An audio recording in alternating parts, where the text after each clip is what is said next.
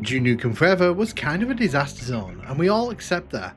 From its tortured development cycle through to the levels that are so bland and dull you'd be forgiven for not remembering a single one of them. But here's the thing for me, I never thought that Nukem Forever was outright awful. Nukem Forever for me is a painfully average game that fails to excel in all but a few of its ambitions, but there are some good moments nestled deep within the beast. The problem is that these moments are buried beneath some awful humour, tedious levels, and some of the worst execution of ideas you can imagine. Here on YouTube, you'll find hundreds if not thousands of videos burying the game just for that. Since I've started covering Nukem Forever on the channel, I've wanted to do something a bit different. In this video, I wanted to spotlight the moments in the game which I feel are not that bad. In fact, in some cases, I would say they're actually good features of Nukem Forever. To be clear, I wouldn't say that these save the game at all, but they do offer some genuine moments of fun and often get overlooked when people discuss the game. So here are my top 5 good things about Nukem Forever. A lot of Nukem Forever's levels are hard to love. Part of the problem with that is a lot of them are poorly camouflaged corridors that really don't offer much in the way of variety for the player. You're always walking forward in a straight line towards the next major story beat. The world feels flat and lifeless. For all these flaws though, Nukem Forever does have one trick up its sleeve, and to be fair, it's a fun one. Taking cues from Nukem 3D, Forever has a bunch of little items and environmental interactions which the player can stumble upon. The world is packed with toys, switches, objects and physical gags that exist to offer a brief 5 seconds of distraction. Not all of them are great and some of them are downright tragic, but it is an area where Nukem Forever goes all in on, and I appreciate it for that. Whether you're messing with taps in the bathroom, throwing popcorn in a microwave, flushing toilets, turning on vibrators, flicking light switches on and off, or punching a random punching bag, the world in Nukem Forever has some interest for the player to uncover. There are even some deeper interactions to be had. Some of these are abysmal. The slot machines in the casino, for example, are beyond pointless. However, there are a bunch of mini-games which the player can partake in at various points which are actually quite fun. Fancy doodling rude things on a whiteboard or in your own autobiography? Sure, why not? What about playing air hockey against the computer? It's not that bad. You can even play whack-a-mole, lift weights, or throw hoops during Duke's downtime. Does any of this save Forever from being a complete mess? Not really, but at least it's faithful to the ideas which Nukem 3D introduced and popularised. It helps to flesh out this world just a little bit and makes it feel a bit more real with this level of interactivity. It isn't something that you often see in a lot of AAA games from back at the time, and I feel that Forever was at least trying to keep in line with what the series had offered up to that point. Nukem Forever's single player is pretty mediocre in execution. Part of the reason for this is because it's insanely obvious when the game is stalling for time and where the padding really went in the overall experience. I'm looking at you, monster truck, which needs to be constantly refilled. The other part is that we know the single player campaign is the Frankenstein's monster of different levels, pieced together from the remains of what Nukem Forever should have been. But there is part of Nukem Forever's single player experience that's actually pretty fun, and that's the sole piece of single player DLC that was released for the game, The Doctor Who Cloned Me. The Doctor Who Cloned Me turned up a few months after Nukem Forever launched and arrived to very few people actually caring. It's a shame that nobody actually cared because the DLC offers up a lot of things that were sorely missing from the original game.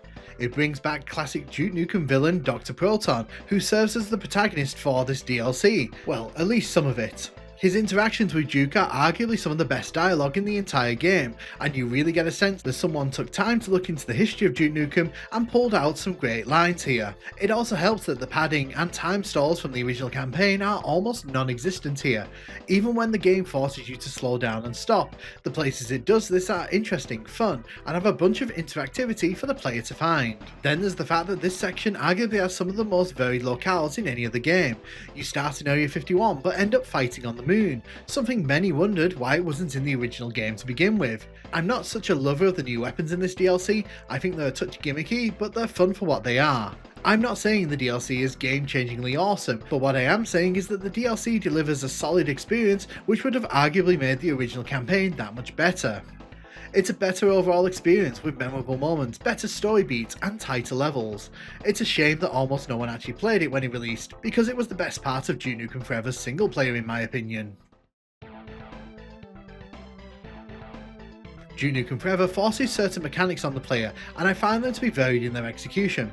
What I will say is that the game hits a fun time with several of these sections, and they turn out to be really interesting experiences. There are several points in the game where the player is forced to be shrunk down. These shrinking sections range from a bit boring to actually interesting.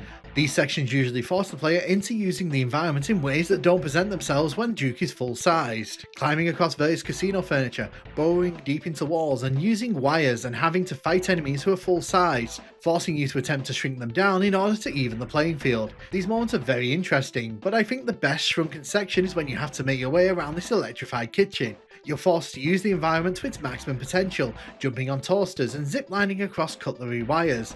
It's actually very creative, and the fact that you get several encounters out of this really adds to the fun of it all. It's one of those moments that actually works really well within Duke Nukem Forever, and really gives you a flavour for what the game could have been. It sticks out in the single player campaign in a very positive way. I want to say again, there's nothing too stand out about this mechanic. It's part of the Duke Nukem 3D experience that I think gets overlooked slightly by those who are very critical of the game.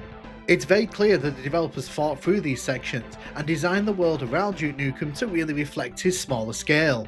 They work really well within the context of the game and provide some of the more tense moments in the single player campaign. I'm just going to say it, the weapons in Duke Nukem Forever are quite fun to use. The game features a pretty stacked roster of classic and newcomer weapons for Duke Nukem to play around with. You've got the Devastator, RPG, Shrink Ray, Freeze Gun, Ripper and Shotgun all making their returns from Duke Nukem 3D. Then there's additions to the roster of guns like the AT Laser, the Enforcer Gun, the Railgun and the Impregnator from the expansion. Most of these weapons pack a punch and I like the way they look and sound. They feel satisfying to use in a pinch. It's just a shame that the game only allowed you to carry 2 of them at a time, a hilariously dumb decision that was reversed on the PC version of the game. The variety of weapons allows for some fun gameplay choices and lets players customize their experience how they choose. The fact that the game also has semi-regular ammo dumps where most of the weapons can be topped up makes using most of these weapons a viable choice across the campaign. It's fun to let rip with the Ripper, it's exciting to use the shotgun as it feels packed with a decent punch. It looks good and it sounds good. I also like how some of the weapons have downsides with certain enemies. Using an RPG against Octobrains will see them grab them from the sky and fling them right back at you, a clever answer to how the RPG made the enemies so vulnerable in Duke Nukem 3D. Even with the pistol, which isn't the same as the one found in Duke Nukem 3D sadly, it packs a punch and sounds great to use in the game. I have no issue pulling out a pistol in Duke Nukem Forever and using it because it's a very satisfying pistol. I even like how they made the pipe bomb a weapon that you can activate from pressing a button on the keyboard. It's actually a very clever implementation, and I'd argue it's slightly better than how the pipe bombs in Duke Nukem 3D worked. Again, the guns themselves aren't strong enough to shift the other major issues with the game's poor design choices, but they do stand out in my opinion as very bright spots within the game. The variety and quality of weapons is impressive, and the fact that you can play the game with any of them and have a good time showcases that thought was actually put into their implementation here. This one is one that you really kinda had to be there to appreciate when the game released, but I distinctly remember the multiplayer mode of Duke Nukem Forever being actually good fun when the game released. The multiplayer mode was developed away from the single player experience, and it shows. The maps are varied, fun, and very detailed in some cases. I even made a video recently talking about how Duke Nukem Forever's best level, in my opinion, is tucked away in the multiplayer experience. The gameplay modes on offer are varied, interesting, and levels complement the gameplay. It felt like someone who actually cared about the game created these spaces. There are also a lot of different options for the player to play through when the game originally landed, and further DLC packs added in more modes. Duke Match, Team Duke Match, Capture the Babe and Hail to the King offered up different gameplay options. While not unique in the FPS space, were good fun to blast around in the space that this game created. More were added in future DLC packs, one of which saw you having to freeze the entire opposing team with freeze rays. This is the kind of good stuff that Duke Nukem Forever really needed. But perhaps the most interesting thing about all this, a lot of the items which you'll barely use in the single player experience take on a life of their own in this mode. The Hollow Duke became invaluable when using it against other players. The beer can was fun to use because you could wallop unsuspecting players in huge fits of rage. It was satisfying to use in this space. But perhaps the most criminal decision, I believe across all of Duke Nukem Forever, was the decision to gatekeep the jetpack into just the multiplayer experience.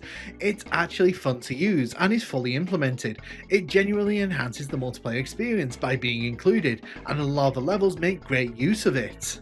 The multiplayer mode is still up and has a small group of players who hang around, so if you're curious, the option to play it is still there.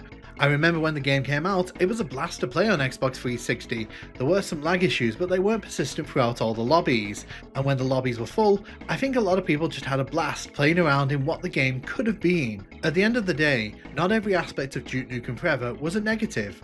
In my opinion, there are aspects of Duke Nukem Forever that really work, and had they been placed into a much better version of Duke Nukem Forever, people would probably be singing their praises. Unfortunately, the overall experience is a very dire one with Duke Nukem Forever. It's crushingly average, underwhelming, and disappointing on all fronts. But that doesn't mean everything about Duke Nukem Forever has to be disappointing. If you've played through Duke Nukem Forever, I would love to know what you think is actually decent from the game, what aspects of the game stand out for you, and place the game above the issues that the overall package experiences.